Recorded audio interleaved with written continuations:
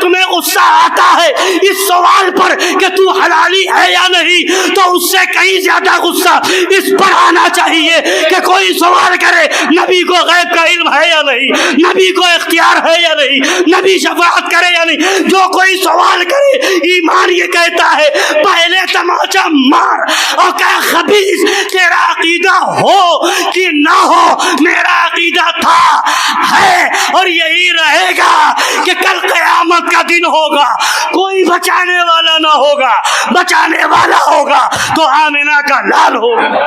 تیرا عقیدہ یہ کہ نبی کے چاہنے سے کچھ نہیں ہوتا، قرآن کہہ رہا ہے قبلہ بنا تو نبی کے چاہنے سے بنا، یا تو قبلہ بدل یا عقیدہ بدل۔ اگر ہاتھ باندھ کر کے کھڑے ہونا غلط ہے تو اگر مزار کے سامنے ہاتھ باندھنا غلط تو مردے کے سامنے بھی ہاتھ باندھنا غلط۔ وہاں اعتراض کیوں نہیں اور یہاں اعتراض کیوں؟ یہاں درگاہ پہ ہم چوم لے تو تکلیف ہو جائے، وہاں تو چومے تو تکلیف نہیں، کیوں؟ وہاں تعظیم ولی نہیں اور یہاں تعظیم ولی ہے۔ کلمہ پڑھتے جائیے کوئی وہابی سوال نہیں کرے گا، تسبیح پہ تسبیح پڑھتے جائیے کوئی وہابی سوال نہیں کرے گا۔ جہاں تعظیم رسول آئی وہابیوں کو کیڑا کاٹا۔ یہ ہے کہ نبی جان رہے ہیں جتنے کلمہ پڑھنے والے ہیں وہ سب یہ تو مانیں گے کہ دینے والا خدا، یہاں اعتراض کسی کو نہیں ہوگا، خدا کے دینے پر اعتراض کسی کو نہیں، نہ وہابی کو، نہ دیوبندی کو، نہ رافضی کو، نہ قادیانی کو، سب کا عقیدہ ہے کہ اللہ دینے والا ہے۔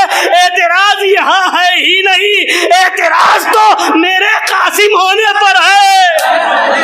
اللہ فرماتا ہے اے پیارے آدم، اگر اس نام کے وسیلے سے ساری کائنات کی بخشش کی دعا کرتے تو میں ساری کائنات کو بخش دیتا۔ کہ نبی جیسا نہ کوئی ہو سکتا ہے نہ کوئی ہوگا، نبی کو علم غیب تھا، ہے، رہے گا، نبی مالک و مختار تھے، ہیں اور رہیں گے۔ السلام علیکم ورحمۃ اللہ وبرکاتہ۔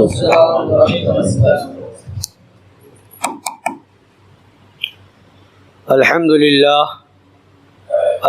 للہ ذی الجلالہ والصلاة والسلام علی صاحب الرسالہ وعلی آلہ واصحابہ ومجتہدی ملتہ اولی الایدی والابصار والنبالہ، اما بعد فاعوذ باللہ من الشیطان الرجیم، بسم اللہ الرحمن الرحیم۔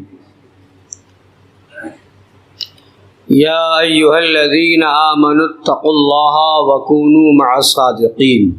سبحان اللہ۔ صدق اللہ مولانا العظیم وبلغنا رسولہ النبی الامین الکریم، ونحن علی ذلک لمن الشاہدین والشاکرین، والحمد للہ رب العالمین۔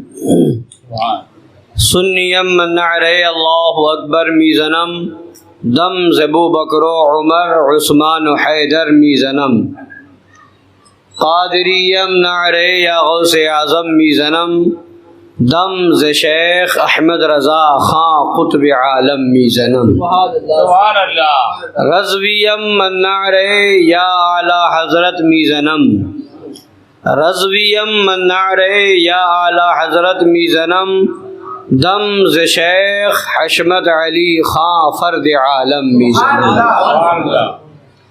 آئیے کچھ سننے اور سنانے سے پہلے ہم اور آپ مل کر اپنے آقا و مولا، لمبے لمبے ہاتھوں سے بھیگ دینے والے، سنہری جالیوں میں آرام فرمانے والے، اندھیری قبر میں کام آنے والے، مکان والے لا مکان والے، عرب والے عجم والے، شفاعتی لأہل الکبائر کا نغمہ جاں فضا سنانے والے، میدان محشر میں ہم گناہ گاروں، سیاہ کاروں، بدکاروں کو بخشوانے والے، جہنم سے بچانے والے، جنت میں لے جانے والے، جام کوثر بھر بھر کے پلانے والے، پل صراط سے گزرتے وقت ہم گنہگاروں کے لیے رب سلم کی صدائیں لگانے والے، حضور احمد مجتبی جناب محمد الرسول اللہ ارواحنا فدا صلی اللہ تعالی علیہ وعلی آلہ وسلم کی بارگاہ عرش پناہ میں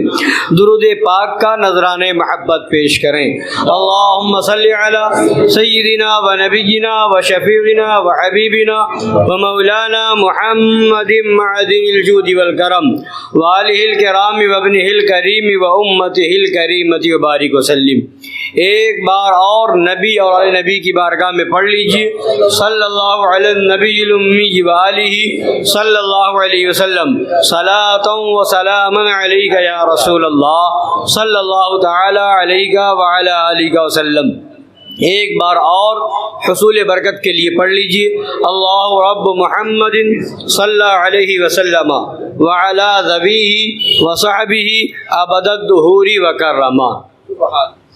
آقائے نعمت، دریائے رحمت، امام عشق و محبت، کنز الکرامت، جبل الاستقامت، حامی سنت، ماحی شرک و بدعت، قاطع کفر و ضلالت، آیت من آیات اللہ، معجزۃ من معجزات رسول اللہ، سیدی آقائی مولائی ملجائی سرکار اعلیٰ حضرت فاضل بریلوی رضی اللہ تعالیٰ عنہ وارضاہ عنا بڑے ہی پیارے انداز میں یوں ارشاد فرماتے ہیں، سر سوئے روضہ جھکا پھر تجھ کو کیا، سر سوئے روضہ جھکا پھر تجھ کو کیا، دل تھا ساجد، ساجد کا معنی سجدہ کرنے والا، دل تھا ساجد، ہمارا دل ساجد تھا، دل تھا ساجد، نج دیا پھر تجھ کو کیا، نج دیا پھر تجھ کو کیا۔ اور آگے فرماتے ہیں، بیٹھتے اٹھتے مدد کے واسطے، بیٹھتے اٹھتے مدد کے واسطے یا رسول اللہ کہا پھر تجھ کو کیا، یا رسول اللہ کہا پھر تجھ کو کیا۔ اور نجدی کہاں مرتا ہے، کیوں مرتا ہے، کب مرتا ہے، تو اس کو بھی بتا دیا۔ نجدی مرتا ہے کہ کیوں تعظیم کی، نجدی مرتا ہے کہ کیوں تعظیم کی، جواب دے دو، یہ ہمارا دین تھا پھر تجھ کو کیا، یہ ہمارا دین تھا پھر تجھ کو کیا۔ اور تو مرتا ہے مرتا ہی رہے گا، جلتا ہے جلتا ہی رہے گا، اور مرتے مرتے جلتے جلتے جہنم پہنچ جائے گا۔ ہم وہاں بھی کہیں گے تیری دوزخ سے تو کچھ چھینا نہیں، ہے نا۔ ہم نے چراغاں کیا اپنے پیسے کا، 11ویں کی اپنے پیسے کی، 12ویں کی اپنے پیسے کی، لنگر کیا اپنے پیسے کا، اجمیر شریف کا سفر کیا اپنے پیسے سے، کلیر شریف گئے اپنے پیسے سے، دیوا شریف گئے اپنے پیسے سے، مکر پور شریف گئے اپنے پیسے سے، وہاں پھول پیش کیا اپنے پیسے سے، چادر چڑھایا اپنے پیسے سے، یہ سب ہمارا اپنا خرچ ہو رہا، تو کیوں مر رہا ہے، تو کیوں جل رہا ہے؟ تیری دوزخ سے تو کچھ چھینا نہیں، خلد میں پہنچا رضا پھر تجھ کو کیا، خلد میں پہنچا رضا پھر تجھ کو کیا۔ ہم اور آپ آج کس محفل میں شرکت کر رہے ہیں، ربیع الاول شریف کا مبارک اور مقدس مہینہ ہے،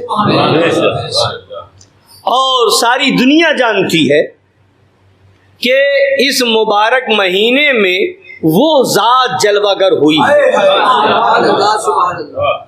وہ ذات جلوہ گر ہوئی ہے جس ذات کے آنے پر کعبہ جھوم اٹھا، جس ذات کے آنے پر کعبہ جھوم گیا، جس ذات کی آمد کا کعبے کو انتظار تھا، جس ذات کی آمد کا انتظار ساری کائنات کو تھا جس ذات کے لیے ساری کائنات بنائی گئی، جس ذات کے صدقے میں ساری کائنات بنائی گئی، جس ذات کے لیے دعا حضرت ابراہیم خلیل اللہ نے کی، جس ذات کی بشارت حضرت عیسیٰ روح اللہ نے دی، جس ذات کا وسیلہ حضرت آدم علی نبینا وعلیہ الصلوۃ والتسلیم نے دیا، جس ذات کی آمد کی خبر سارے نبیوں نے سنائی، وہ ذات جلوہ گر ہوئی ہے، وہ ذات جلوہ گر ہوئی ہے اس مبارک مہینے میں۔ سبحان اللہ، اس مبارک مہینے میں وہ ذات جلوہ گر ہوئی ہے، اس ذات کے صدقے میں کائنات بنی، زمین کو اللہ نے بنایا اسی ذات کے صدقے میں، آسمان کو بنایا اسی ذات کے صدقے میں، کائنات کو بنایا اسی ذات کے صدقے میں، ہمیں جو کچھ ملا اسی ذات کے صدقے میں، جو کچھ ملے گا اسی ذات کے صدقے میں، بلکہ حقیقت تو یہ ہے کہ اسی ذات کے دستے پاک سے ملا ہے۔ لا ورب العرش، جس کو جو ملا ان سے ملا، بٹتی ہے کونین میں نعمت رسول اللہ کی۔ اور حدیث پاک ہے، ہمارے اور آپ کے آقا صلی اللہ تعالی علیہ وآلہ وسلم ارشاد فرماتے ہیں، انما انا قاسم واللہ یعطی، میں ہی بانٹتا ہوں، میں ہی بانٹتا ہوں، واللہ یعطی، اور اللہ عطا فرماتا ہے، اللہ دیتا ہے۔ اس حدیث پاک میں ایک مختصر سی بات کر کے آگے بڑھوں، نبی فرما سکتے تھے انا قاسم، انا قاسم مطلب میں بانٹنے والا ہوں، انا مانے میں، قاسم مانے بانٹنے والا، میں بانٹنے والا ہوں یا میں بانٹتا ہوں، جیسے فرمایا آگے واللہ یعطی، اللہ عطا فرماتا ہے، اللہ دیتا ہے، میں بانٹتا ہوں اللہ دیتا ہے نا۔ انا قاسم فرما دیتے بات ہو جاتی، مگر کیا فرمایا، انا سے پہلے انما لگایا، انما انا قاسم، انما مطلب اردو میں ترجمہ ہوتا ہے ہی، حصر کے لیے، ہے نا۔ جیسے میں کہوں ابھی میں ہی بول رہا ہوں یہاں پر، یعنی کوئی دوسرا نہیں، دوسرے کی نفی ہو گئی، یعنی دوسرا کوئی نہیں۔ جب بولوں کہ میں کھا رہا ہوں تو آپ کیا سمجھیں گے کہ ساتھ میں ہو سکتا ہے کوئی اور بھی ہو، ہے نا۔ میں ہی کھا رہا ہوں تو آپ کیا سمجھ جائیں گے کہ اب یہاں جو اور بھی لوگ ہیں مگر کھا صرف یہی رہا ہے نا۔ میں ہی کھا رہا ہوں کا مطلب میرے علاوہ دوسرا کوئی نہیں، تو ہی یہ حصر کر دیتا ہے، یعنی دوسرا اور کوئی اس میں شامل نہیں ہے۔ تو نبی فرما دیتے ہیں انا قاسم، میں بانٹتا ہوں، میں بانٹنے والا ہوں، میں بانٹنے والا ہوں۔ تو ہو سکتا تھا کوئی یہ کہہ دیتا کہ ہاں کوئی اور بھی، ہاں یہ نبی نے یہ فرمایا میں بانٹنے والا ہوں، یہ تو نہیں کہا دوسرا بانٹنے والا نہیں، مگر نہیں، اس سے پہلے انما لگا کر کے بتا دیا میں ہی بانٹتا ہوں، کوئی اور نہیں بانٹتا، کوئی اور بانٹنے والا نہیں، میں ہی ہوں، میں ہی بانٹنے والا ہوں، میں ہی بانٹتا ہوں۔ اور جب نبی ہی بانٹتے ہیں تو جو ملے گا وہیں سے ملے گا، جو ملا وہیں سے ملا، جو مل رہا ہے وہیں سے مل رہا ہے۔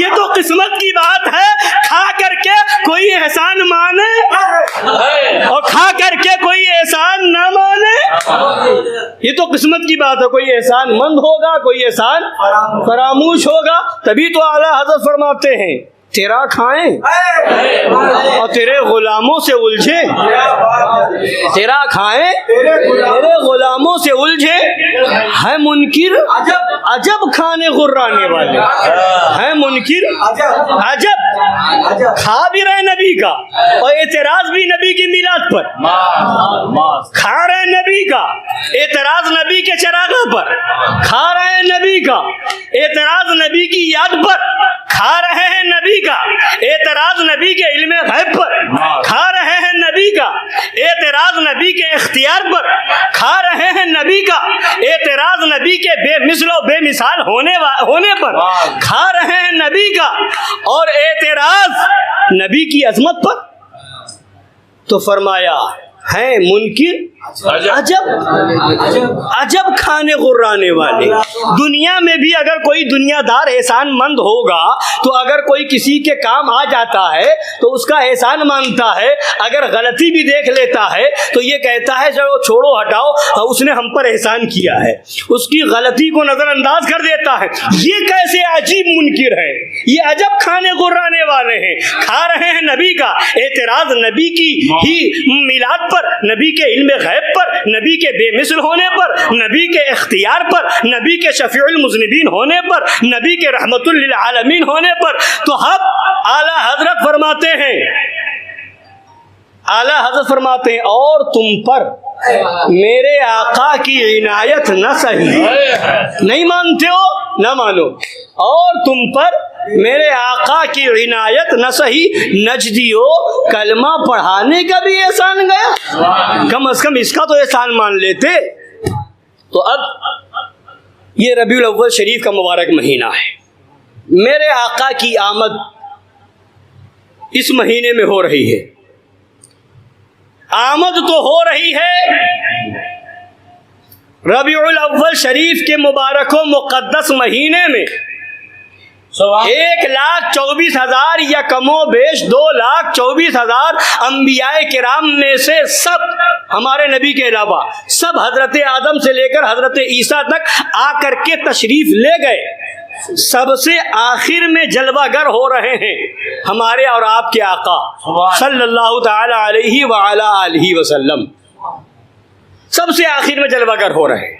اچھا ایک بات رہ گئی، میں جو عرض کر رہا تھا بات پوری کر دوں، انما انا قاسم اللہ یؤتی، ایک بات یہاں آتی ہے تو جیسے یہاں پر نبی نے فرمایا میں ہی بانٹتا ہوں، سبحان اللہ دیتا ہے، تو پھر وہاں کیوں نہیں لگایا اللہ ہی عطا کرتا ہے نا؟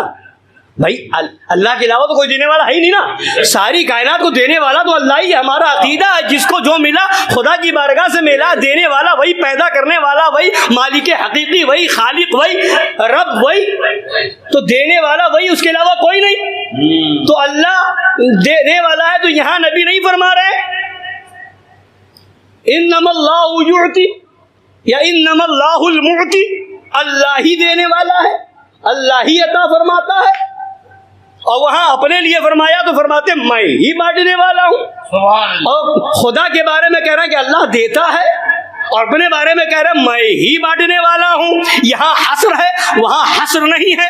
کیا مطلب یہ ہے کہ نبی جان رہے ہیں جتنے کلمہ پڑھنے والے ہیں وہ سب یہ تو مانیں گے کہ دینے والا خدا، یہاں اعتراض کسی کو نہیں ہوگا، خدا کے دینے پر اعتراض کسی کو نہیں، نہ وہابی کو، نہ دیوبندی کو، نہ رافضی کو، نہ قادیانی کو، سب کا عقیدہ ہے کہ اللہ دینے والا ہے، اعتراض یہاں ہے ہی نہیں، اعتراض تو میرے قاسم ہونے پر ہے، وہاں تو سب کا عقیدہ ہے کہ اللہ دینے والا ہے، وہابی بھی کہتا ہے اللہ دینے والا ہے، دیوبندی بھی کہتا ہے اللہ دینے والا ہے، رافضی بھی کہتا ہے اللہ دینے والا ہے، قادیانی بھی کہتا ہے اللہ دینے، تو وہاں تو سب مانتے ہیں، معاملہ یہاں ہے۔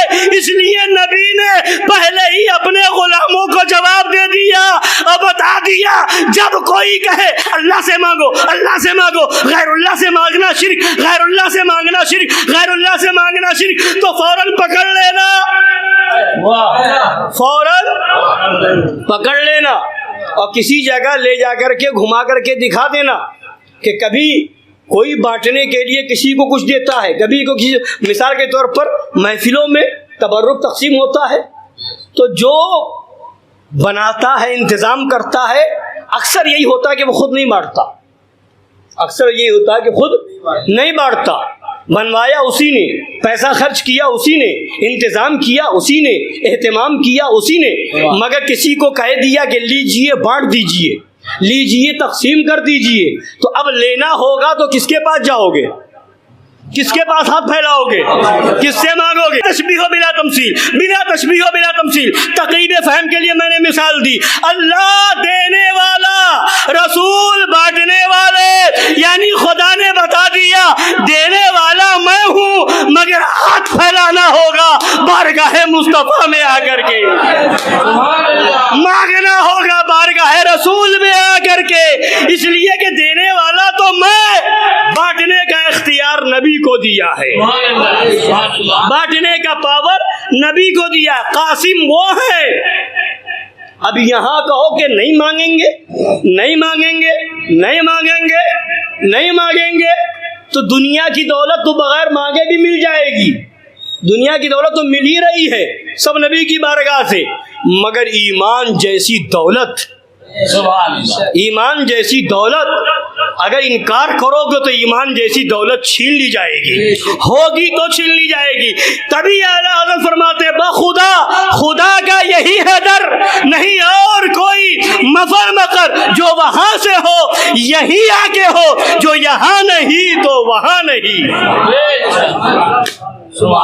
جنت ملے گی تو وہیں سے ملے گی، شفاعت ملے گی تو وہیں سے ملے گی، بخشش کا پروانہ ملے گا تو وہیں سے ملے گا، ساری کائنات کی دولت ملے گی تو وہیں سے ملے گی، تو بانٹنے والے کے آگے ہاتھ پھیلانا ہوگا، تقسیم کرنے والے کے آگے ہاتھ پھیلانا ہوگا، تو اس لیے دینے والا اللہ ہے، بانٹنے والے رسول اللہ ہے۔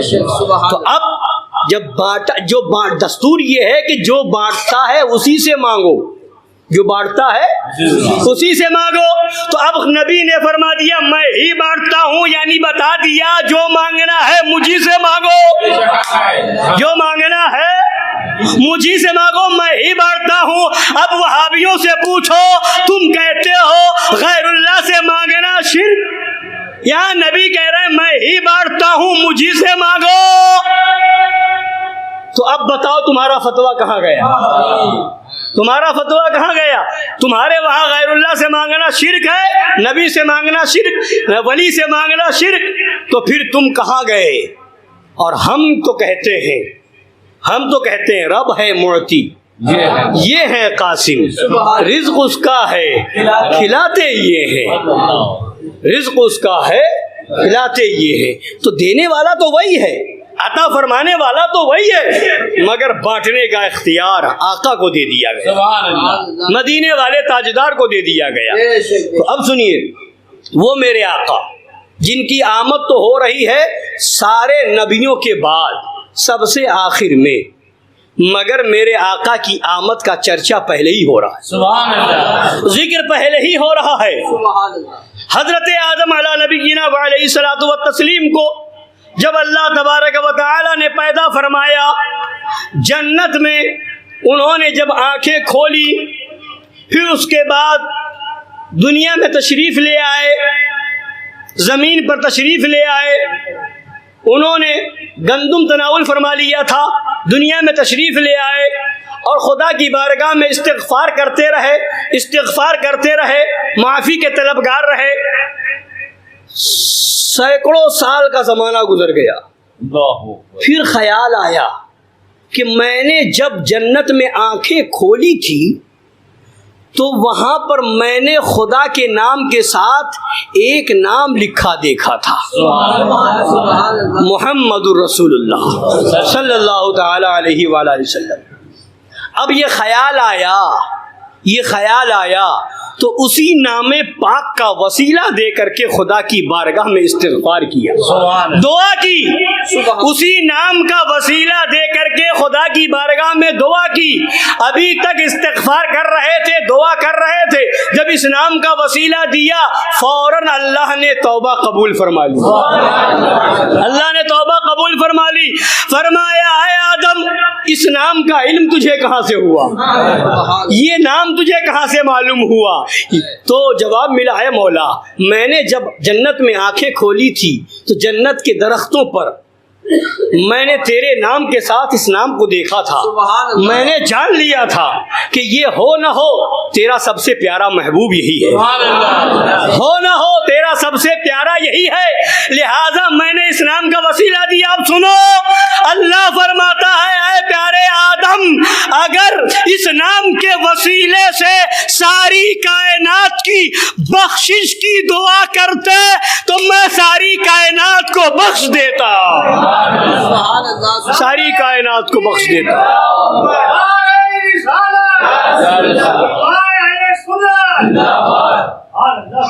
ساری کائنات کو بخش دیتا۔ یہ اس نام پاک کی برکت ہے، یہ خدا کی بارگاہ میں محبوبیت ہے۔ جس نام پاک کا وسیلہ حضرت آدم دے ان کی توبہ قبول ہو جائے، اور خدا فرمائے اگر پوری کائنات کی بخشش چاہتے تو اس نام کے وسیلے سے ہم سب کو بخش دیتے۔ جس نام کے وسیلے کا یہ عالم ہے، اس ذات کا عالم کیا ہوگا؟ اب وہ ذات جب میدان محشر میں گنہگاروں کے لیے خدا کی بارگاہ میں شفاعت کر رہی ہوگی تو کیسے ہو سکتا ہے کہ خدا اس محبوب کی شفاعت کو قبول نہ کرے؟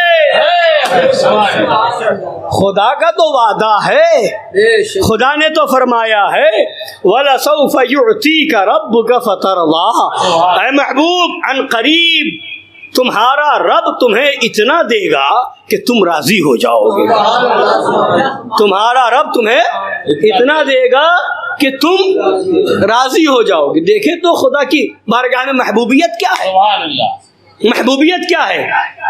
کیا فرمایا؟ تم راضی ہو جاؤ گے، اتنا دے گا تمہارا رب کہ تم راضی ہو جاؤ گے۔ یہ نہیں فرما رہا ہے اللہ کہ میں راضی ہو کر کے اتنا دوں گا، میں راضی ہو کر کے اتنا دوں گا، میں تم سے اتنا راضی ہو جاؤں گا کہ جو مانگو گے وہ دوں گا۔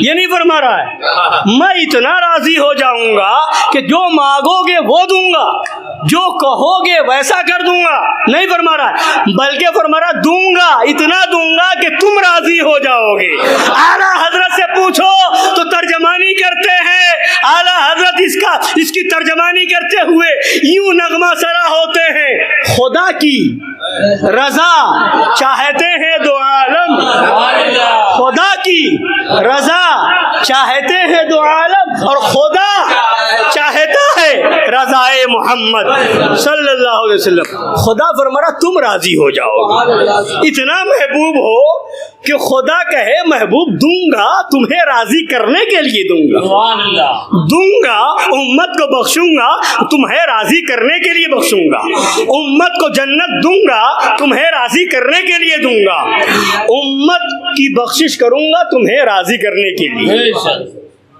خدا جسے راضی فرمائے کتنا محبوب ہوگا، کتنا پیارا ہوگا، کتنا، اس سے بڑھ کر کے کون محبوب ہو سکتا ہے؟ خدا فرماتا اتنا دوں گا کہ تم راضی ہو جاؤ گے۔ جب یہ آیت کریمہ نازل ہوئی تو اب میرے نبی تو ساری کائنات میں سب سے افضل و اعلیٰ اور اپنی امت کو کس طرح سے چاہتے ہیں۔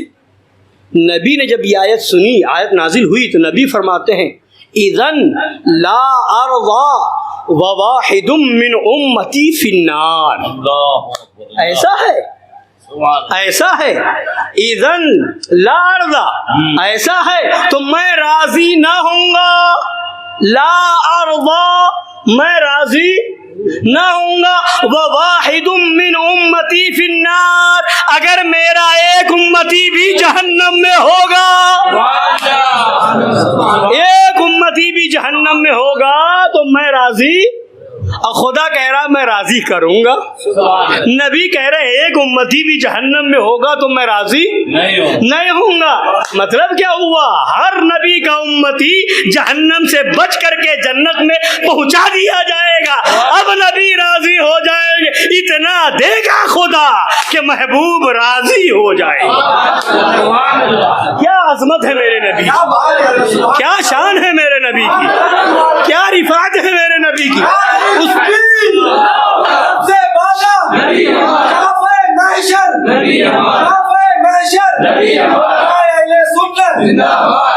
تبھی تو اعلیٰ حضرت فرماتے ہیں انہی کو جان لو, انہی کو مان لو. وہ ان کو منا لیا, رب کو منا لیا. انہیں جانا, انہیں مانا, نہ رکھا غیر سے کام. للہ الحمد, میں دنیا سے مسلمان گیا. تو یہ ہے سرکار کی شان, یہ ہے میرے آقا کی عظمت, یہ ہے میرے آقا کا مقام. اب سنیے, یہ تو بات ہوئی. اب سنیے, حضرت سلیمان علیہ السلام کا زمانہ ہے. سلیمان علیہ السلام جب چلتے تھے, ہواؤں پہ سفر کرتے تھے, تو قافلہ ہوتا تھا ساتھ میں. انسان بھی ہوتے تھے, جنات بھی ہوتے تھے, پرندے بھی ہوتے تھے, چرند بھی ہوتے تھے, اور ہواؤں میں, فضاؤں میں چلتے ہوئے وہ قافلہ نکلا کرتا تھا. تو حضرت سلیمان علیہ السلام جب اپنے قافلے کے ساتھ گزر رہے تھے تو مکۃ المکرمہ سے گزرے. مکۃ المکرمہ سے گزرے, اب گزر گئے, آگے بڑھ گئے.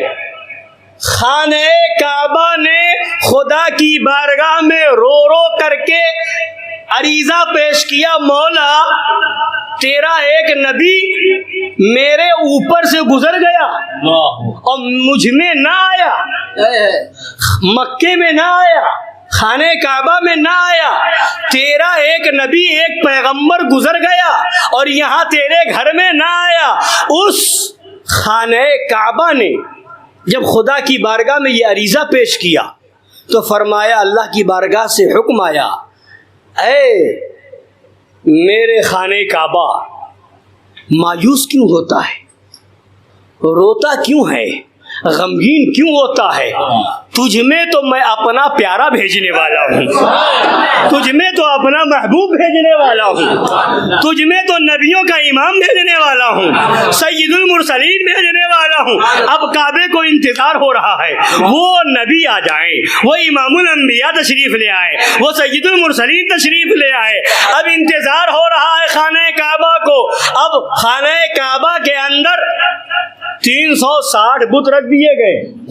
اب جب نبی تشریف لے آئے, امام الانبیاء تشریف لے آئے, حضرت آمنہ کے گھر میں وہ جلوہ گر ہو گئے, تو خانہ کعبہ حضرت آمنہ کے گھر کی طرف جھک گیا,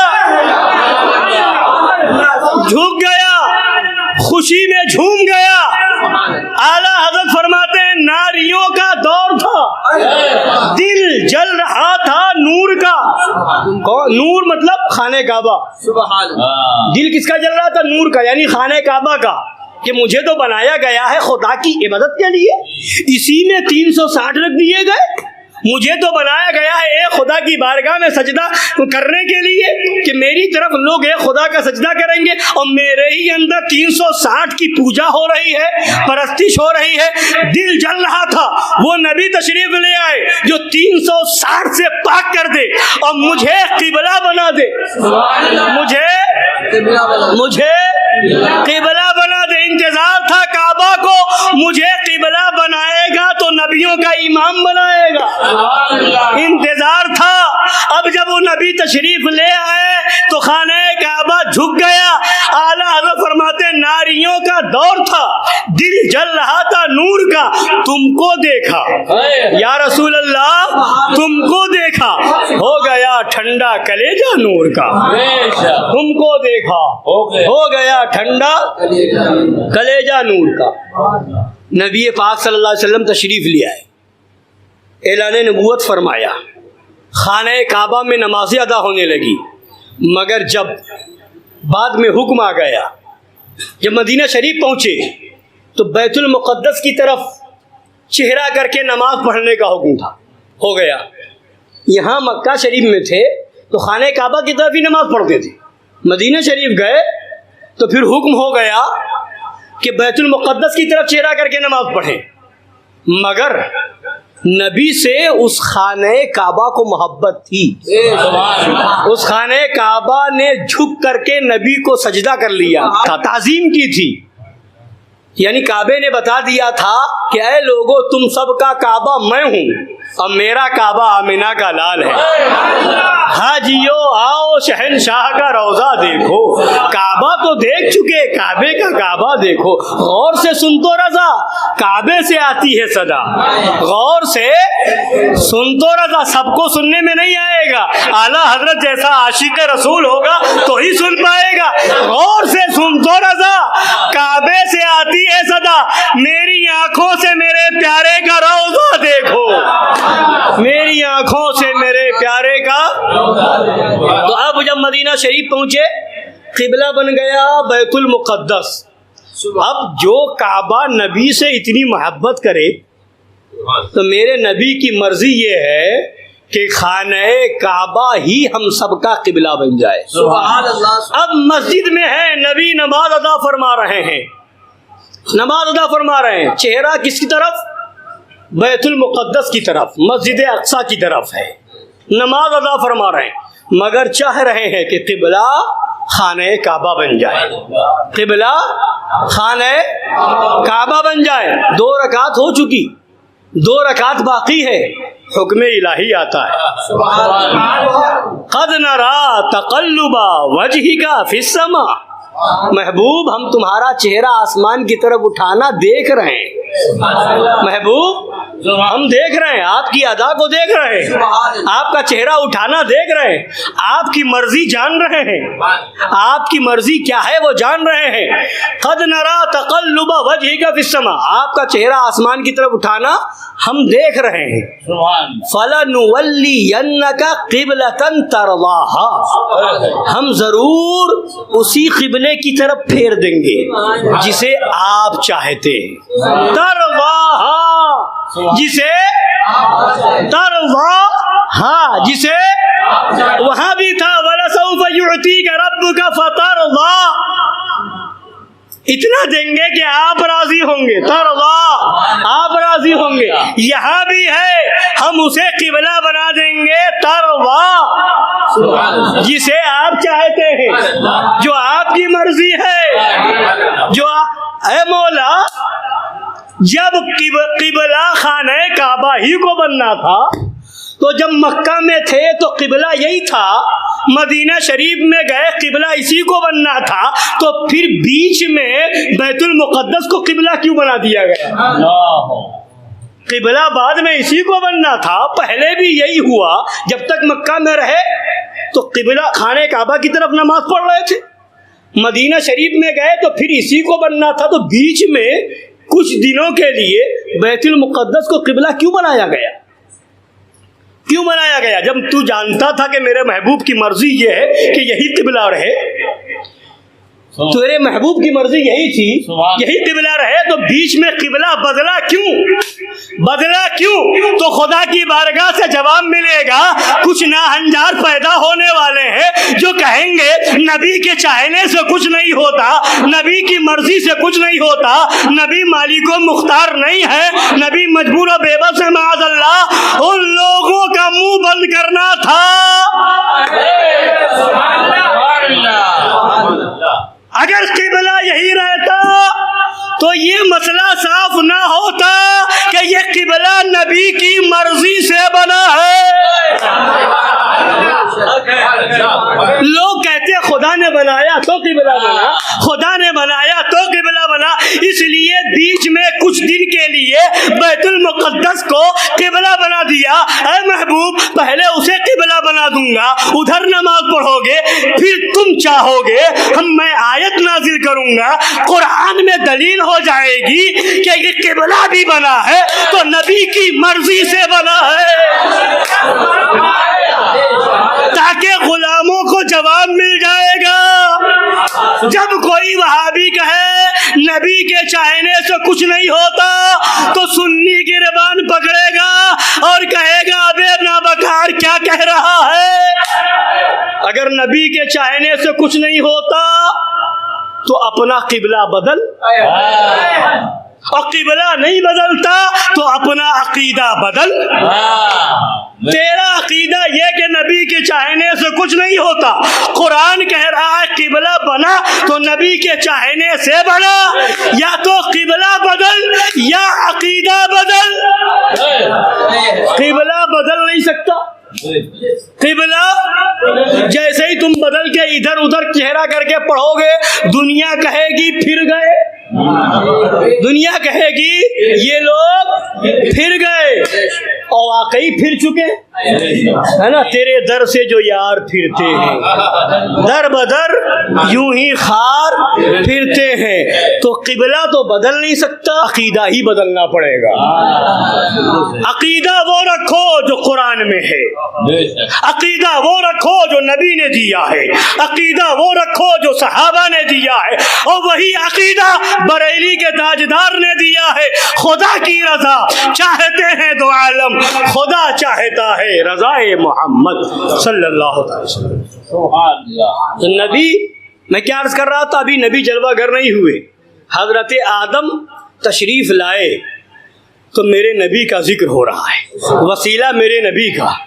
ادھر حضرت سلیمان علیہ السلام کا زمانہ ہے، ابھی نبی تشریف نہیں لائے، مگر جب خانہ کعبہ نے عریضہ پیش کیا تو خدا فرما رہا ہے وہ محبوب آنے والا ہے، وہ محبوب آنے والا ہے۔ اور جب خانہ کعبہ کی تعمیر حضرت ابراہیم نے کروا دی، خانہ کعبہ کی تعمیر ہو گئی، پھر اٹھا کر کے ہاتھ دعا کی حضرت ابراہیم نے، ربنا وابعث فیہم رسولا منہم، اے میرے رب مبعوث فرما، بھیج دے ان میں وہ رسول، ان میں رسول کو بھیج دے۔ ربنا وابعث فیہم رسولا، اے مولا، اے میرے رب، میں نے تو خانہ کعبہ کی تعمیر کر دی، اب اسے بسانے والے نبی کو بھیج دے، رسول کو بھیج دے، آباد کرنے والے رسول کو بھیج دے۔ خدا بندے قدوس کی بارگاہ میں دعا حضرت ابراہیم کر رہا ہے، کس کے لیے؟ ہمارے نبی کے لیے۔ رسول کی تشریف آوری کی دعا حضرت ابراہیم کر رہے ہیں، ابھی نبی جلوہ گر نہیں ہوئے مگر دعائیں ہو رہی ہیں، ان کے وسیلے سے دعا قبول ہو رہی ہے، خانہ کعبہ کو بشارت دی جا رہی ہے۔ حضرت موسیٰ، حضرت عیسیٰ علیہ الصلوۃ والتسلیم فرماتے ہیں مبشرا برسول یأتی من بعد اسمہ احمد، میں تمہیں خوشخبری دے رہا ہوں ایسے رسول کی جو آئے گا میرے بعد، ان کا نام احمد ہوگا۔ نبی جلوہ گر نہیں ہوئے، آمد کی خبر سنائی جا رہی ہے، خوشخبری سنائی جا رہی ہے، بشارت سنائی جا رہی ہے۔ اور سنیے، حضرت موسیٰ علیہ السلام کا زمانہ ہے، میرے نبی کا ذکر اور چرچا کیسے ہو رہا ہے، بہت ایمان افروز واقعہ ہے، سنیے۔ حضرت موسیٰ علیہ السلام کا زمانہ ہے، معد بن عدنان کی اولاد میں 40 لوگ ہو گئے، معد بن عدنان کے لوگوں میں 40 افراد ہو گئے۔ ان لوگوں نے حضرت موسیٰ علیہ السلام کے لشکر پہ حملہ کیا، ان کا مال لوٹ لیا۔ حضرت موسیٰ علیہ السلام کا لشکر کوئی معمولی بات ہے، اور وہ بھی جلالی پیغمبر، جن کے جلال کا جواب نہیں، وہ جلالی پیغمبر، ان کے لشکر کو لوٹ لیا گیا۔ اور لوٹا کس نے؟ معد بن عدنان کے لوگوں نے، 40 لوگوں نے۔ اب حضرت موسیٰ علیہ السلام کو جلال آیا، دعا کرنا چاہا حضرت موسیٰ علیہ السلام نے ان کے خلاف، معد بن عدنان کے لوگوں کے خلاف دعا کرنا چاہا، ہاتھ اٹھایا دعا کرنے کے لیے۔ دعا کرنا چاہتے ہی تھے، خدا کی بارگاہ سے حکم آتا، اے موسیٰ رک جاؤ، اے موسیٰ رک جاؤ، ان کے لیے دعائے ہلاکت نہ کرو۔ مولا ماجرا کیا ہے؟ فرمایا انہی لوگوں میں میرا محبوب آنے والا ہے، انہی کی اولاد میں میرا محبوب آنے والا ہے، اور انہی کی نسلوں میں میرے محبوب کی امت آنے والی ہے۔ ابھی امت آئی نہیں، انہی کی نسلوں میں امت آئے گی۔ اے موسیٰ، ان کے خلاف دعا نہ کرو، روک دیا گیا. اور کیسی امت ہوگی؟ خدا فرماتا ہے وہ امت مجھ سے تھوڑے رزق پر راضی ہوگی. کہیے سبحان اللہ. مجھ سے تھوڑے رزق پر راضی ہوگی اور میں اس امت سے تھوڑے عمل پر راضی ہوں گا. میں اس امت سے تھوڑے عمل پہ کیا؟ سبحان اللہ، صدقہ ہے آقا کا. تھوڑے عمل سے فقط ایمان کی بنیاد پر جنت دوں گا. فقط ایمان کی بنیاد پر جنت دوں گا.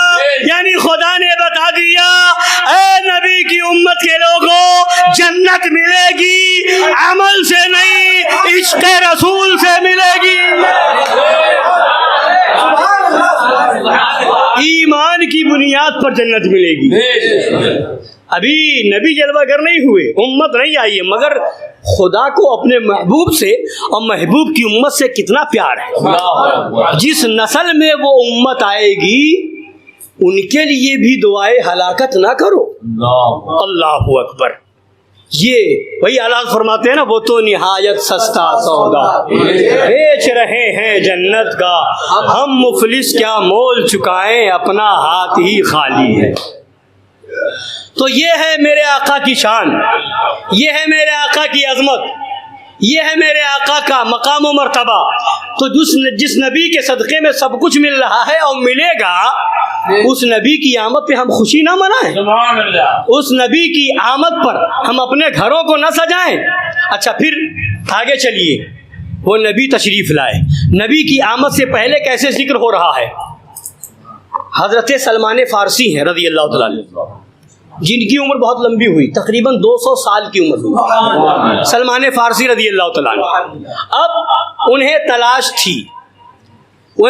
تھی کہ جو دین حق ہو میں اسے قبول کروں، اور جو نبی برحق ہیں ان کے دین میں، آخر نبی کے دین میں ہم آ جائیں. انہوں نے دین حق کی تلاش میں یہودیت کو اختیار کیا، یہودیت کی تعلیم حاصل کی. اس میں بھی انہوں نے یہی پڑھا کہ جو امام الانبیاء آئیں گے، آخری نبی آئیں گے، ان کی پہچان یہ ہوگی، ان کی پہچان یہ ہوگی، ان کی پہچان یہ ہوگی. پھر اس کے بعد آگے بڑھے تو اسی نبی کی تلاش میں، دین حق کی تلاش میں انہوں نے عیسائیت کو اختیار کیا، انجیل کو پڑھا اور پڑھتے رہے، پوری تعلیم حاصل کی. پھر آگے بڑھے. پھر جب نبی یہاں مکہ شریف میں اعلان نبوت ہوا، خبر ملی، نبی کی بارگاہ میں آئے تو انہوں نے توریت میں، انجیل میں جو نشانیاں پڑھ لی تھی وہ ساری نشانیاں نبی آخر الزمان میں دیکھی تو کلمہ پڑھ کر کے مسلمان ہو گئے. نبی ابھی آئے نہیں، توریت میں ذکر ہو رہا ہے، انجیل میں ذکر ہو رہا ہے. ارے عقل کے اندھو، نبی کا ذکر کہاں مٹاؤ گے؟ عرش پہ ان کا ذکر، جنت میں ان کا ذکر، حوروں کی زبانوں پہ ان کا ذکر، غلمہ میں ان کا ذکر، جنت کے درختوں پہ ان کا ذکر، فرشتوں کی زبانوں پہ ان کا ذکر. ارے فرشتے تو تمنا کرتے ہیں بارگاہ رسول کی حاضری مل جائے. تم کیا پابندی لگاؤ گے جلوس میں نہ آئے، یہ نہ کرے، وہ نہ کرے، درود نہ پڑھے، سلام نہ پڑھے؟ ابے وہاں کمی نہیں ہے، خدا نے پہلے ہی انتظام کر دیا. ابے جاہلو، تم نہیں پڑھو گے درود، تم نہیں پڑھو گے سلام، ہم 70,000 کو صبح بھیجیں گے، 70,000 کو شام میں بھیجیں گے. میرا محبوب تمہارے درود کا محتاج نہیں، تمہارے سلام کا محتاج نہیں. وہاں درود و سلام کے لیے 70,000 صبح آ رہے ہیں، 70,000 شام میں آ رہے ہیں. کی آمد، مکی کی آمد، مدنی کی آمد، حضور کی آمد، حضور کی آمد، حضور کی آمد. وہاں 70,000 صبح، 70,000 شام. اور جو فرشتہ ایک بار آ گیا دوبارہ موقع نہیں مل رہا ہے. یہ ہے بارگاہ رسول، ادب گاہست زیر آسماں، عرش نازک تر، نفس گم کردہ می آیت جنیدو بایزید اینجا. وہ ہے میرے آقا کی شان. تو وہ ہمارے درود و سلام کے محتاج نہیں ہیں، ہماری محفل کے محتاج نہیں ہیں، ہمارے جلسے جلوس کے محتاج نہیں ہیں. ان کا ذکر ہو رہا تھا، ہو رہا ہے اور ہوتا رہے گا، ہوتا رہے گا. اور کوئی ذکر روکنا چاہے نہیں ہو سکتا. ذکر روکے فضل کاٹے نقص کا جویا رہے، پھر کہے مردک کہ ہوں امت رسول اللہ کی. ہے نا، مردک مطلب، مردک یہ فارسی میں آتا ہے، مرد مانے آدمی، اور مردک بہت بیکار آدمی، گھٹیا آدمی، گھٹیا آدمی. تو نبی کے ذکر روکے فضل کاٹے اور نقص کو جویا رہے، ڈھونڈتا رہے، نبی میں عیب تلاش کرے، اور اس کے بعد بھی یہ خبیث مرد کہے، مردک کہے کہ ہوں امت رسول اللہ کی. نہیں، ایسا امتی ہو ہی نہیں سکتا.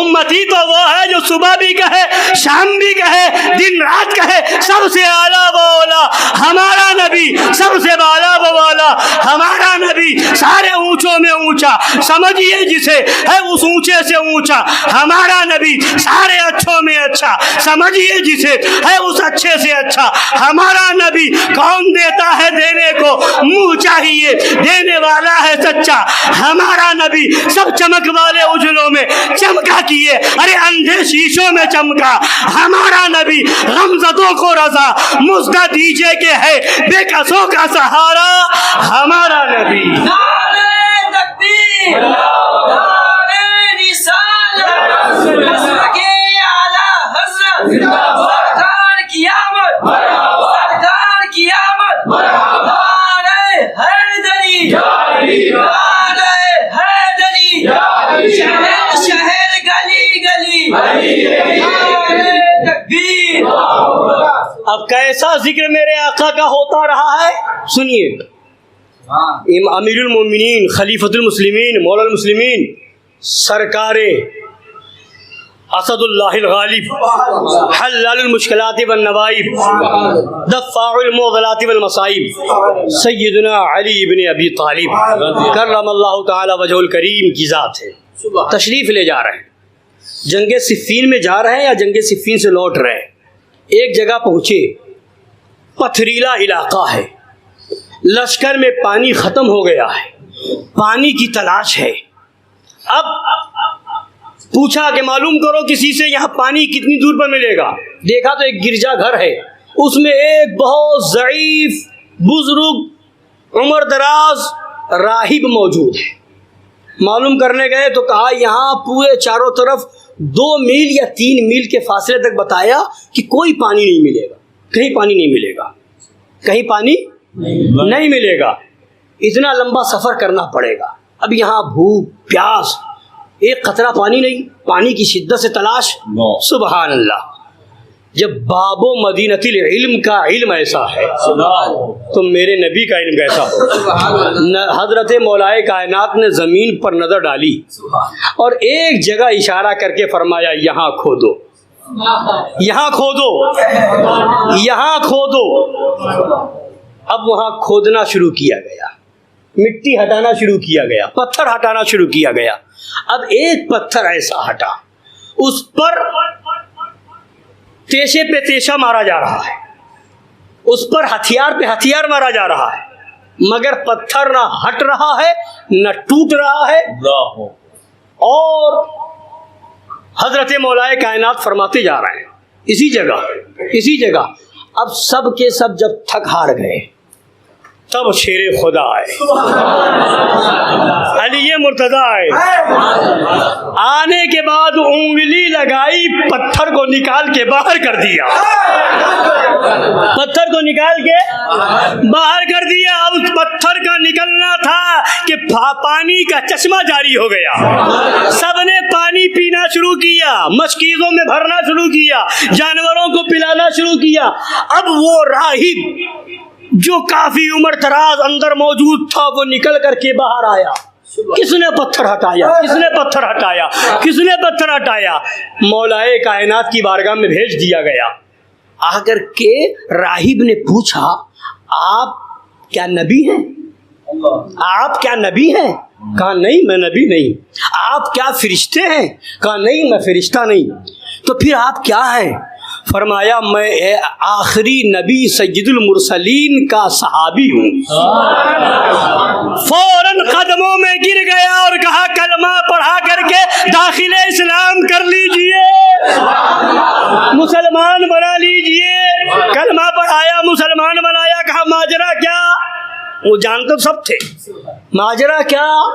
تو اس راہب نے جواب دیا میں نے اپنی کتاب میں پڑھا ہے، انجیل میں پڑھا ہے کہ یہاں پر چشمہ ہے، اس کے اوپر پتھر ہے، اس پتھر کو یا تو کوئی فرشتہ ہٹا سکتا ہے یا تو پھر کوئی نبی ہٹا سکتا ہے یا پھر نبی آخر الزماں کا صحابی اور خلیفۃ المسلمین ہی اسے ہٹا سکتا ہے۔ جب پتھر ہٹ گیا تو میں نے جان لیا یا تو آپ نبی ہیں یا نبی کے خلیفہ ہیں۔ یہ ہے میرے نبی کی شان، یہ ہے میرے نبی کی عظمت۔ توریت میں ذکر ہے، کیا کیا نشانیاں بتائی جا رہی ہیں۔ جب قرآن پاک کی آیت کریمہ نازل ہوئی یعرفونہ کما یعرفون ابناءہم، کہ یہ یہودی یہ نصرانی جو ہیں نبی کو ایسے پہچانتے جیسے اپنے بیٹوں کو۔ یعرفونہ کما یعرفون ابناءہم، نبی کو ایسے ہی پہچانتے جیسے اپنے بیٹوں کو پہچانتے، یعنی کوئی شک نہیں۔ کسی باپ کو شک ہے بیٹے کے بارے میں؟ پہچانتا ہے نا کہ میرا ہی بیٹا ہے، میرا ہی بیٹا ہے۔ یہ آیت کریمہ نازل ہوئی، یہ یہودی ایسا نہیں تھا کہ نہیں جانتے تھے، مگر صرف حسد میں، صرف بغض میں نہیں مانتے تھے، کلمہ نہیں پڑھتے تھے کہ یہ بنی اسماعیل میں کیسے آ گئے، بنی اسرائیل میں کیوں نہیں آئے، یہ ہم میں کیوں نہیں آئے۔ صرف اس حسد میں وہ کلمہ نہیں پڑھ رہا، جانتے تھے، پہچانتے تھے جیسے اپنے بیٹوں کو پہچانتے۔ تو غالباً حضرت سلمان فارسی ہی ہیں یا اور صحابی کوئی ہیں، وہ آتے ہیں عرض کرتے ہیں یا رسول اللہ، جب آیت نازل ہوئی تو یا رسول اللہ جیسے اپنے بیٹوں کو ہم پہچانتے ہیں اس سے بھی زیادہ بہتر طریقے سے آپ کو پہچانتے ہیں، اس لیے کہ قرآن پاک پر ایمان ہے۔ یہ قرآن پاک میں جو بیان کیا گیا اس لیے کہ کوئی شک و شبہ نہیں، بتانے کے لیے کہ کوئی ان کو شک نہیں کہ نبی ہونے میں کوئی شک نہیں، مگر حسد میں نہیں مان رہے، سب جانتے۔ تو وہ صحابی کہتے ہیں ہم یہ سب ایسے پہچانتے ہیں جیسے اپنے بیٹے کو اس سے بھی بہتر طریقے سے، اس لیے کہ وہاں تو شبہ ہو سکتا ہے، بیٹے کے مسئلے میں شک ہو سکتا ہے کہ کہیں اس کی بیوی نے کسی طرح سے کہیں نادانی میں کچھ غلط قدم اٹھا لیا ہوگا، مگر یہاں تو کوئی شک نہیں، یقیناً آپ اللہ کے نبی ہیں، نبی آخر الزماں ہے، وہ ہے میرے نبی کی شان، وہ ہے میرے نبی کا مقام۔ تو نبی کو ماننا، نبی کا کلمہ پڑھنا، نبی سے عشق، نبی سے محبت، یہ صرف قسمت کی بات ہے، یہ صرف نصیبے کی بات ہے، چاہنے سے نہیں ہے۔ قسم خدا کی ہم اپنی قسمت پہ جتنا ناز کریں کم ہے۔ امتی بنا دیا، بس وفاداری سلامت رہے، وفاداری سلامت رہے۔ وفاداری کیا ہے؟ نبی کی میلاد کا مہینہ آ گیا، گھروں کو سجاؤ، جھنڈے لہراؤ، گھروں کو سجاؤ اور نبی کی آمد کی خوشیاں مناؤ، اس لیے کہ ہر ایک کو اپنے گھر میں بیٹے کی پیدائش میں خوشی ہوتی ہے، باپ کا برتھ ڈے لوگ مناتے ہیں، ماں کا جنم دن مناتے ہیں، اور بھی دوسری قوم کے لوگ اپنے بڑوں کا جنم دن مناتے ہیں، خوشی کا اظہار کرتے ہیں۔ تو نبی سے وفاداری یہ ہے کہ نبی کی آمد پہ خوشی منائیں اور جو غدار ہیں ان سے دور ہو جائیں، یہ ہے وفاداری، یہ ہے، اس پر جتنا ناز ہو اتنا کم۔ اور ایک نسخہ میں بتا دوں آپ کو، ایک نسخہ یاد رکھیے، وفاداری علم نہ بھی ہوگا خدا کی بارگاہ سے توفیق ملے گی، وفادار رہے گا۔ علم نہ بھی ہو، دلیل نہ بھی جانتا ہو، بخاری نہ بھی پڑھا ہو، قرآن کی آیتیں نہ بھی پڑھی ہو، اگر سچا عاشق رسول ہوگا تو کسی غدار کو کبھی برداشت نہیں کر سکے گا، ہے نا۔ ایک مثال آپ بتائیے گا انصاف سے، سوال لوگ کرتے ہیں نا، لوگ آسانی سے سن لیتے ہیں، پھر لے کر کے مسئلہ مدرسے میں آتے ہیں، دارالفتہ میں جاتے ہیں۔ کیا نبی کو علم غیب ہے؟ کیا دلیل ہے؟ نبی کو اختیار ہے؟ کیا دلیل ہے؟ نبی شفاعت کریں گے؟ کیا دلیل ہے؟ معاذ اللہ معاذ اللہ۔ یہ کب آتا ہے یہ سوال؟ جب کوئی خبیث یہ سوال کرتا ہے۔ بولی جبھی تو آتا ہے، بولی جبھی تو آتا ہے۔ اب سوال سن لینا بھی، ایسا جواب دینے کے لیے تو علماء حق ہیں، الحمدللہ جواب دیا، جواب دے رہے ہیں اور دیتے رہیں گے، مگر ایمان کیا ہے وہ بتا رہا ہوں۔ ایمان سنیے، ایمان سنیے، ایسا سوال سن لینا اور سن کے خاموش رہ جانا یہ بھی ایمان کی کمزوری ہے، یہ بھی ایمان کی کمزوری ہے۔ جواب بھلے آپ کو نہیں معلوم مگر سن کر کے خاموش رہ جانا یہ بھی ایمان کی۔ اب کہیں گے کیسے سمجھائیے؟ کوئی آپ سے پوچھے کہ آپ حلالی ہیں،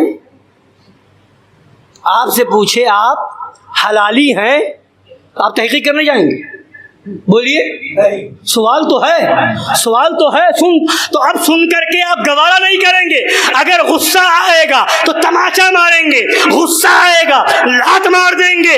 کنا ہنجار کمبخت کیسا سوال کرتا ہے، میرے حلالی ہونے پر سوال کر رہا ہے، میرے حلالی ہونے پر اعتراض کر رہا ہے، اور اس کی میں تحقیق کرنے جاؤں۔ ابے سنو، اگر تمہارے حلالی ہونے پر کوئی سوال کرتے تمہیں غصہ آ جائے، اس سے کہیں زیادہ خطرناک سوال نبی کے علم غیب پر کرے تو وہ ہے، اختیار پر کرے تو وہ ہے۔ اگر تمہیں غصہ آتا ہے اس سوال پر کہ تو حلالی ہے یا نہیں، تو اس سے کہیں زیادہ غصہ اس پر آنا چاہیے کہ کوئی سوال کرے نبی کو غیب کا علم ہے یا نہیں، نبی کو اختیار ہے یا نہیں، نبی شفاعت کرے یا نہیں۔ جو کوئی سوال کرے ایمان یہ کہتا ہے پہلے تماچا مار اور کہ خبیث تیرا عقیدہ ہو کہ نہ ہو، میرا عقیدہ تھا، ہے اور یہی رہے گا کہ کل قیامت کا دن ہوگا، کوئی بچانے والا نہ ہوگا، بچانے والا ہوگا تو آمنہ کا لال ہوگا۔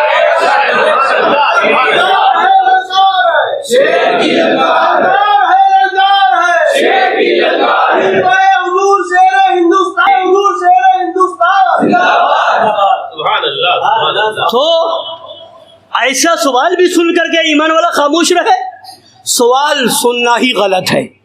ایسے کو گھر میں ہو گھر سے نکال دو۔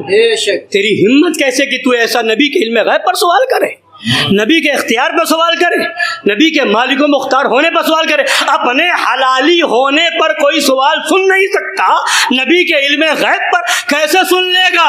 علم غیب کا ثبوت قرآن میں ہے، اختیار رسول کا ثبوت قرآن میں ہے، نبی کے بے مثل و بے مثال ہونے کا ثبوت قرآن میں ہے، نبی کے نور ہونے کا ثبوت قرآن میں ہے، اور نبی خدا کے سب سے زیادہ محبوب ہیں اس کا ثبوت قرآن میں ہے۔ مگر جاننا تھا تو یہ سوال کرتا، میں عشق بڑھانے کے لیے، محبت رسول میں اضافہ کرنے کے لیے جاننا چاہتا ہوں کہ نبی کے علم غیب پر دلیل کیا ہے۔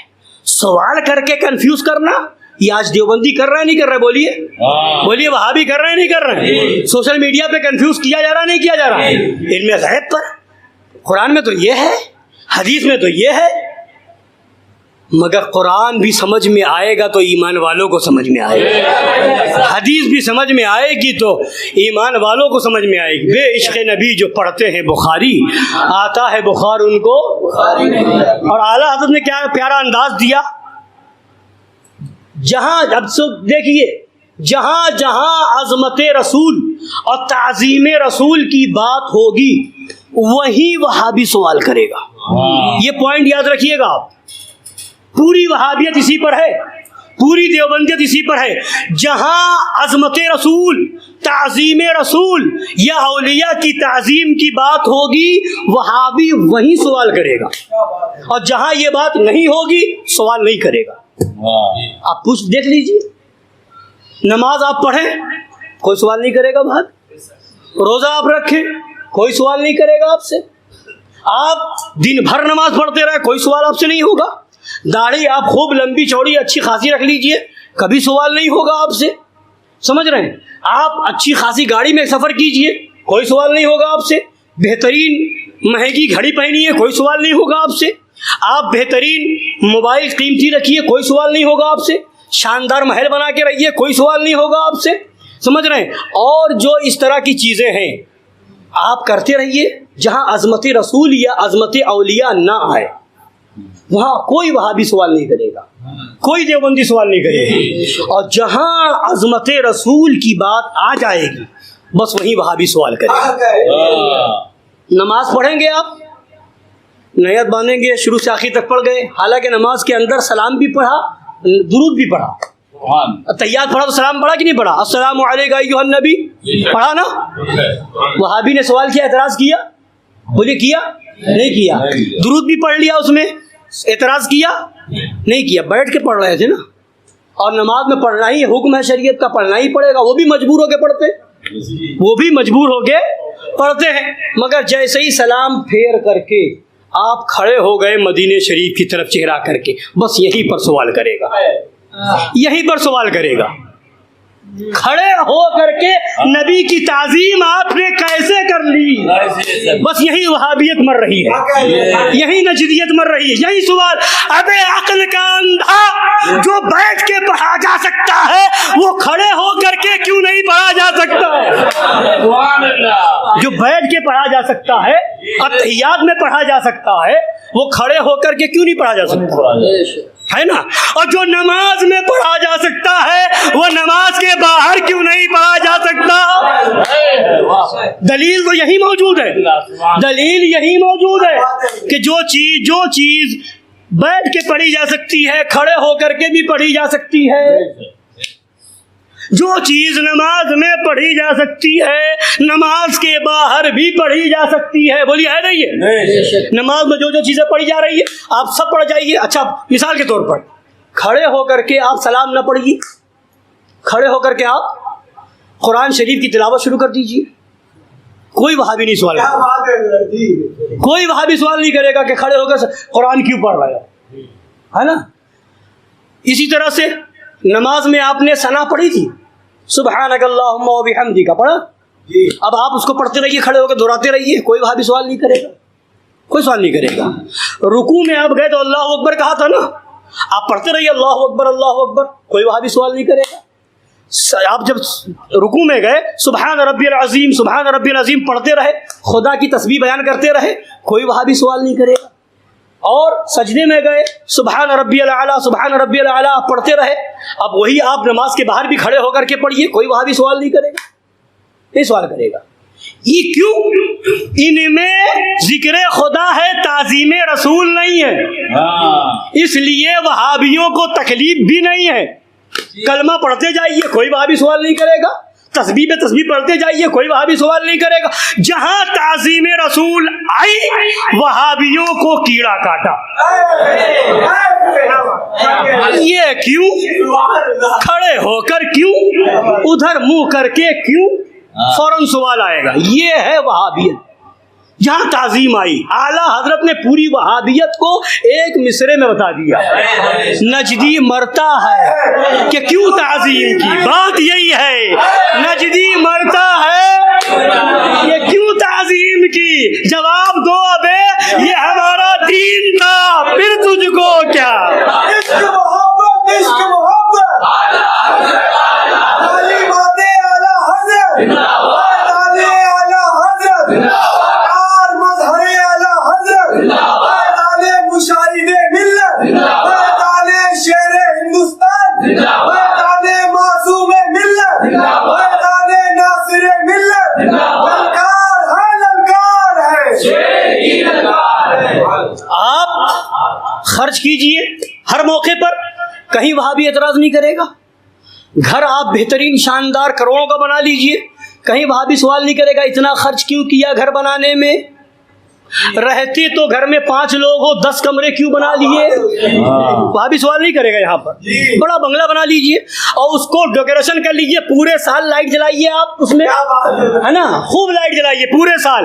کبھی وہاں بھی سوال نہیں کرے گا اتنی لائٹ کی کیا ضرورت, کتنا بل آتا ہوگا, ہے نا, کوئی وہاں بھی سوال نہیں کرے گا. آپ جو ہے خوب اچھی سے اچھی گاڑی کئی لاکھ کی لے لیجئے, فارچونر لے لیجئے, اس سے مہنگی لے لیجئے آپ, کوئی وہاں بھی سوال نہیں کرے گا. 10 لاکھ کی بھی ملتی ہے, 40 لاکھ کی کیوں لے لی, ہے نا, اور مہنگی اس سے مہنگی کیوں لے لی, نہیں سوال کرے گا. بولی سوال کرے گا کبھی کیا؟ اچھا, اسی طریقے سے آپ مہنگی سے مہنگی گھڑی پہن لیجئے, وہاں بھی سوال اتنی مہنگی کیوں پہن رہے ہو, ٹائم ہی تو دیکھنا ہے نا. 100 روپے کی بھی آتی گھڑی, 500 کی بھی آتی, وہ کیوں نہیں پہن رہے, وہاں بھی سوال.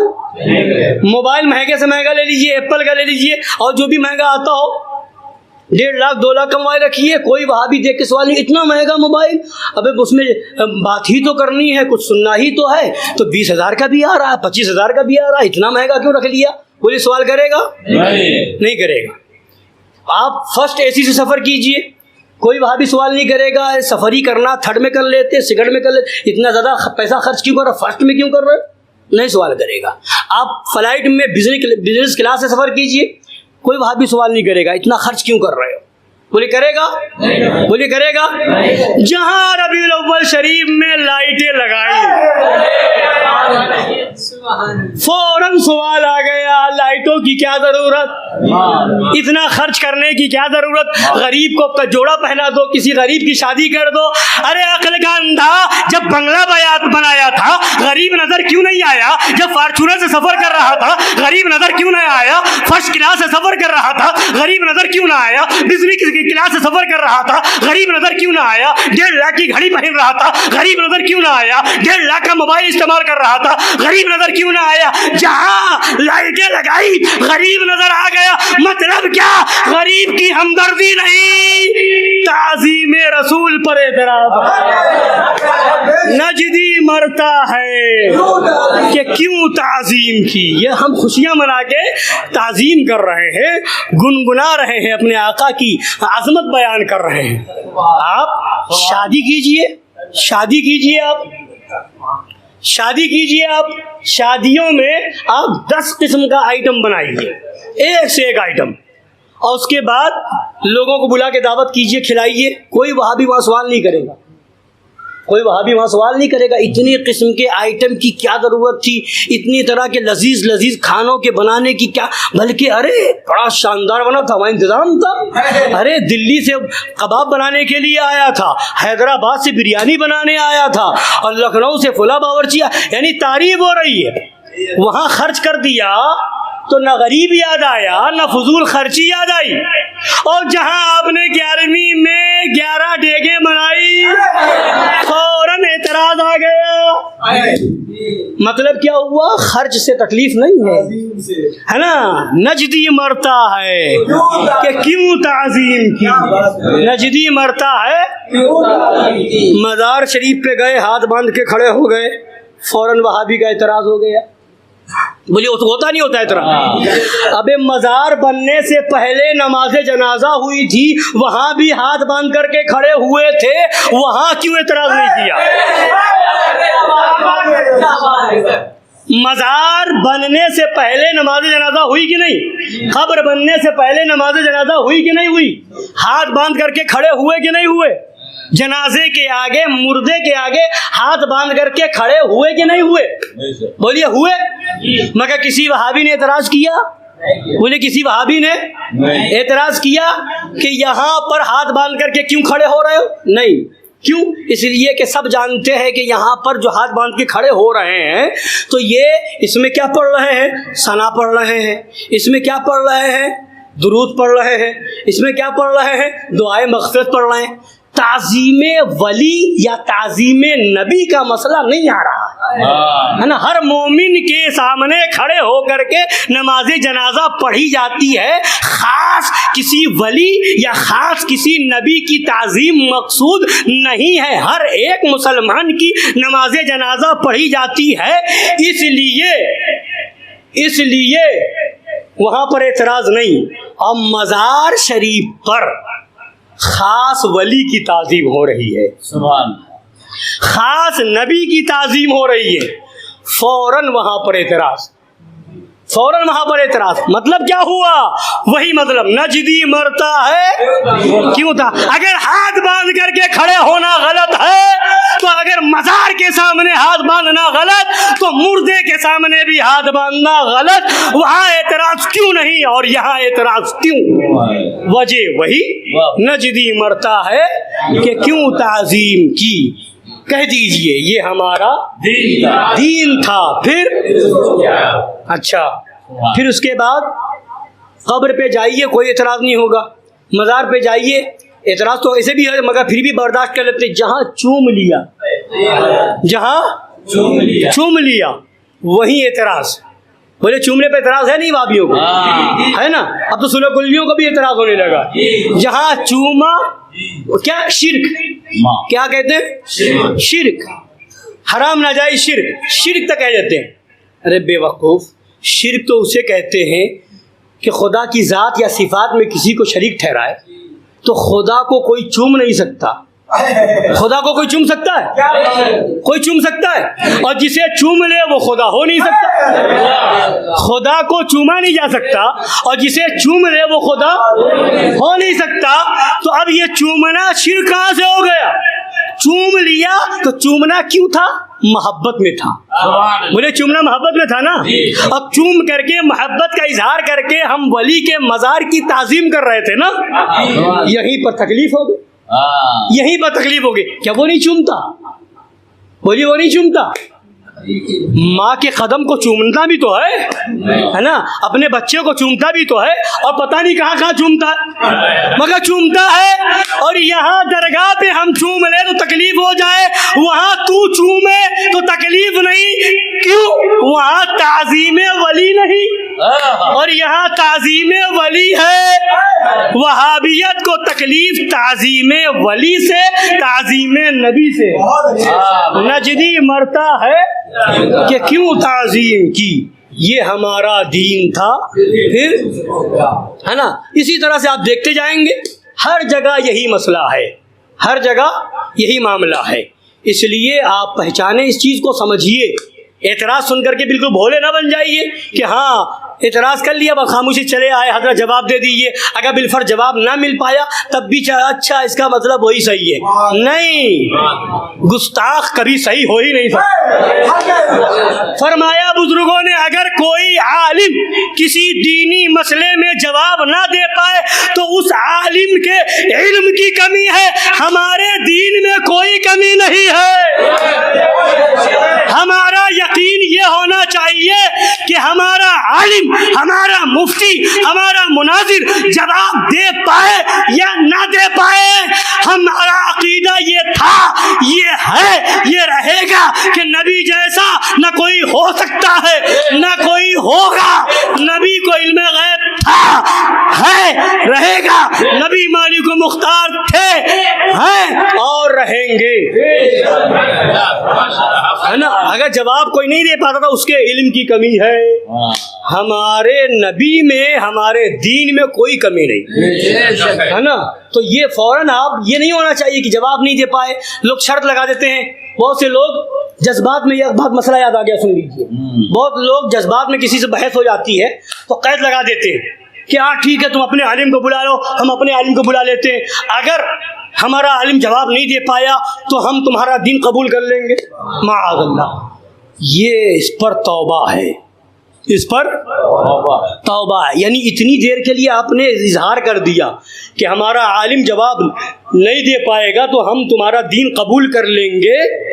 مطلب تم غلطی کو قبول کرنے پر, غلط بات کو, غلط دین کو قبول کرنے پر راضی ہو گئے, اور یہ کفر پر راضی ہونا کفر ہے. کفر پر راضی ہونا, بولیے کفر پر راضی ہونا. تو یہ کہہ کر کے آپ راضی ہو گئے, لہذا یہ شرط لگانا حرام ہے. یہ شرط لگانا کہ ہمارا عالم جواب نہیں دے پائے, ہمارا مفتی, ہمارا مناظر جواب نہیں دے پائے گا تو ہم تمہاری مان لیں گے. نہیں, اگر جواب نہیں دے پایا تو اس کے علم کی کمی ہے. ہمارا دین حق ہے, ہمارا دین سچا ہے, ہمارا دین برحق ہے نا. اب آخری زبردستی اٹھائیے, ایک عبارت سنا دیتا ہوں. 12ویں شریف کا مہینہ ہے اور اس کے بعد اپنی بات مکمل کرتا ہوں. درود پاک پڑھ لیجیے. صلی اللہ علیہ نبی الامی والی صلی اللہ علیہ وسلم صلاۃ و سلام علیک یا رسول اللہ. سنیے, اب چراغا کی بات ہے نا, چراغا کرتے ہیں. آپ سنا دوں, اعتراض ہوتا تھا اب بھی ہو رہا ہے. ہاں سنیے, فرماتے ہیں اعلیٰ حضرت سرکار فتاوی رضیہ شریف کی 24ویں جلد ہے. فرماتے ہیں حجت الاسلام امام غزالی رحمۃ اللہ علیہ نے احیاء العلوم میں ذکر فرمایا کہ ایک بزرگ نے مجلس ذکر میں 1000 چراغ جلائے. کتنے چراغ جلائے؟ 1000 چراغ. اس زمانے میں, اس زمانے میں امام غزالی کا زمانہ 1000 سال پہلے کا ہے. وہ لکھ رہا یعنی ان سے پہلے کے زمانے کا واقعہ ہے. امام غزالی کا زمانہ 1000 سال پہلے کا ہے. اس سے پہلے کے بزرگ نے یہ کیا ہے نا. تو ایک بزرگ نے مجلس ذکر میں 1000 چراغ جلائے. کتنے؟ 1000. اب اس زمانے میں چراغ جلائے ہوں گے تو اس میں تیل ڈالا ہوگا یا گھی ڈالا ہوگا ہے نا, اور جلایا ہوگا. 1000 چراغ میں کتنے تیل پڑے ہوں گے یا گھی کتنا پڑا ہو ہے نا. جلا جلایا. اچھا, اس پر بعض لوگوں نے اعتراض کیا, یعنی معترض ہوئے کہ یہ اسراف کیا گیا ہے, فضول خرچی. انہوں نے یعنی اس بزرگ نے معترضین سے فرمایا کہ آؤ جو چراغ ان میں سے غیر خدا کے لیے ہے اسے بجھا دو. جو چراغ ان میں غیر خدا کے لیے ہے اسے بجھا دو. چنانچہ وہ ان میں سے کوئی ایک چراغ بھی نہ بجھا سکے. مطلب کیا ہے؟ یہ خدا کے لیے جلایا تھا, خدا کے ذکر کی تعظیم مقصود تھی, اس لیے چراغا کیا تھا. اور یہاں حبیب خدا کی آمد کی تعظیم مقصود ہے, اس لیے چراغا کرتے ہیں. سبحان اللہ. اور چراغا کرتے رہیں گے انشاءاللہ. چراغا اب جب جلوس نکلتا ہے تو اس میں بہت سے لوگ یہ نہ لائیں وہ نہ لائیں. میں نے کہا تھا اس میں بھی بڑے لوگوں کی تکلیفیں ہوئی تھی. ہم نے یہ کہا تھا نا کہ ڈی جے پہ اگر کوئی جھوم بھی جائے ہے نا تو اس کو ثواب ملے گا, تو اس میں بھی بڑی تکلیفیں ہوئی. اب منع کرنے والوں سے ہم نے اس میں سوال بھی کیا تھا مگر شاید وہ ان تک بات نہیں پہنچی. سنیے, ہم نے کہا تھا کہ ڈی جے اگر کوئی جلوس میں ڈی جے لاتا تو بتائیے کیا بجاتا ہے؟ گانا بولیے. کوئی فلمی گانے بجاتا ہے؟ کیا بجاتا ہے جلوس میں ڈی جے میں؟ نعت شریف بجاتا ہے نا. تو نعت شریف سننا سنانا ناجائز ہے کہ حرام؟ بولیے. جائز ہے نا, ثواب ہے نا, اچھا کام ہے نا. مگر لوگ منع کر رہے ہیں ڈی جے نہ لائے. ابے لا رہا ہے تو نعرہ ہی لگائے گا سرکار کی آمد پر ہے نا, یا نعت شریف سنے گا سنائے گا, ڈی جے میں اور کیا کرے گا. تو کیا وجہ ہے کہ ڈی جے لانے کو منع کیا جا رہا ہے؟ کیا وجہ؟ اصل میں تکلیف یہ تھی وہابیت کو, یہ تکلیف تھی دیوبندیت کو. ڈی جے میں جو آواز آتی ہے نا, ایک اچھی خاصی نعرہ لگتا ہے تو ایک زبردست انداز میں جھنکار کے ساتھ آواز آتی ہے نا, تو اور نعت شریف کی آواز بھی آتی ہے, تو اپنا سنی نوجوان عاشق رسول جھوم جاتا ہے, مست ہو جاتا ہے. تو کس پر جھوما؟ نعرے سرکار کی آمد پر, سرکار کی آمد کے نعرے پر جھوما یا نعت رسول پر جھوما. تو یہ جھومنا غلط کہاں سے ہو گیا؟ اور ان بیوقوفوں نے جھومنے اور ناچنے کا فرق ہی نہیں سمجھا. ابے جھومنا الگ ہے, ناچنا الگ ہے. جھومنے کو ناچنا سمجھ لیا, اب جھومنا کہاں کہاں ہوتا ہے, کب کب ہوا ہے, کس نے کیا ہے. اگر اس پر بولوں تو بہت لمبا وقت چاہیے, سمجھ رہے ہیں. کتنے بزرگوں نے بھی وجد کیا ہے, جھوم کر کے بتایا. اور اعلیٰ حضرت یہاں نہیں پلسرات کے بارے میں کہتے ہیں, رضا پل سے اب وجد کرتے گزر ذریعے کہ ہے رب سلم صدائے محمد صلی اللہ علیہ وسلم. تو لوگ اب سنیے، فرماتے ہیں اعلیٰ حضرت ایک بہت اہم پوائنٹ دیا ہے. یہ نیم ملا جو ہے نا اسی میں پھنسے ہوئے ہیں. فوراً یہ مت کرو وہ مت کرو، جو منع کرنا چاہیے وہ منع نہیں کرتے، اور جو نہیں منع کرنا چاہیے وہ منع کرتے. فرماتے سنیے، یہ بھی شیطان کا ایک دھوکہ ہے کہ اسے محتاط بننے کے پردے میں، بہت محتاط، احتیاط والا، تقوی والا، محتاط بننے کے پردے میں محض غیر محتاط کر دیا، محض غیر محتاط کر دیا. اے عزیز، مدارات خلق وہ الفت و موانست اہم امور سے ہے. بس ان امور میں ضابطۂ کلیہ واجبۃ الحفظ یہ ہے کہ فعل فرائض و ترک محرمات کو ارضائے خلق پر مقدم رکھے، اور ان امور میں کسی کی مطلقاً پرواہ نہ کرے، اور اتیان مستحب و ترک غیر اولا پر مدارات خلق و مراعات قلوب کو اہم جانے. یعنی فرائض واجبات میں کسی کا خیال نہ کرے، فرض ہے فوراً ادا کرے، حرام سے بچے، اس میں کسی کا خیال نہیں کہ اس کو برا لگ جائے گا اس کو برا لگ جائے گا. ہاں اگر مستحب کی بات ہے، خلاف اولا کو چھوڑنے کی بات ہے، تو فرماتے ہیں اس معاملے میں مخلوق کی رعایت اور ان کے قلوب کی رعایت کو اہم جانے. خلق خدا مسلمانوں کی رعایت کرے، فتنہ و نفرت و ایذا و وحشت کا باعث ہونے سے بہت بچے. اسی طرح جو عادات و رسوم خلق میں جاری ہوں اور شرع مطہر سے ان کی حرمت و شناعت نہ ثابت ہو، ان میں اپنے ترفع و تنزہ کے لیے خلاف و جدائی نہ کرے. جو چیزیں، جن چیزوں کی حرمت یعنی حرام ہونا، شناعت یعنی شریعت سے اس کا برا ہونا ثابت نہ ہو، ان میں اپنے ترفع و تنزہ کے لیے خلاف و جدائی نہ کرے. تو ڈی جے لے جانے میں کون سی حرمت ہے؟ بتائیے، کون سا حرام کام کر دیا یا کون سی برائی کر دی کہ گانا بجا دیا؟ کیا کر لیا بھائی، ہے نا؟ تو اس میں منع کرنے کی وجہ کیا ہے؟ اعلیٰ فرماتے ہیں جو اپنے ترفع یعنی بہت دکھانے کے لیے کہ ہم بہت سادہ لوگ ہیں، ہم یہ سب نہیں چاہتے، ایسا نہیں چاہتے، ہم تو سکون سے چلنا چاہتے. تو سکون سے گھر میں بیٹھو نا، آپا ہی بن کے بننا، بیٹھنا ہے گھر میں بیٹھو.